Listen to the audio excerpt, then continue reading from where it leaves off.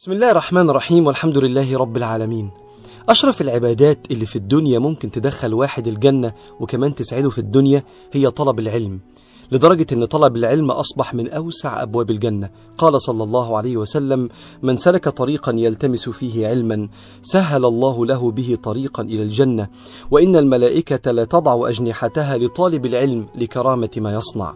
اللي يبدأ يشق طريقه عشان يتعلم، ربنا يفتح له أبواب الجنة في الآخرة وأبواب السعادة والتقدم في الدنيا.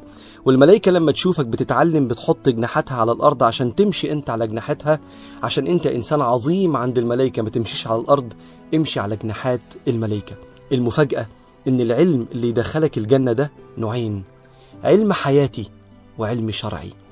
علم حياتي الطب والهندسة والتجارة والكورسات اللي بتاخدها والكمبيوتر اللي بتتعلمه واللغات اللي عايز تطور نفسك فيها، ده اسمه علم حياتي.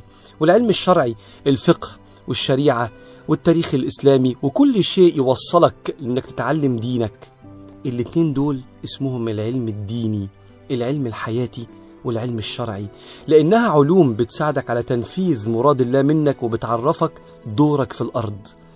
انت عارف يعني ايه الكلام ده؟ كل شاب وبنت دلوقتي بياخد كورس او بيذاكر واحنا في ايام امتحانات، انت حياتك دي في سبيل الله.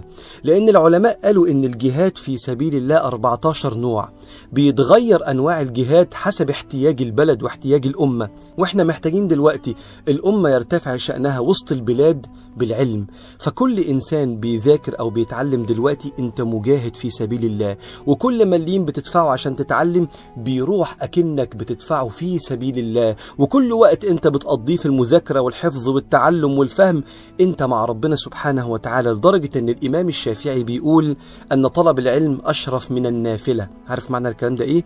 لو قاعد بالليل سهران بتذاكر، انت بتعمل عبادة اشرف من عبادة قيام الليل، اشرف من صلاة قيام الليل، لان طلب العلم فريضة وقيام الليل سنة، والفريضة اعلى من السنة.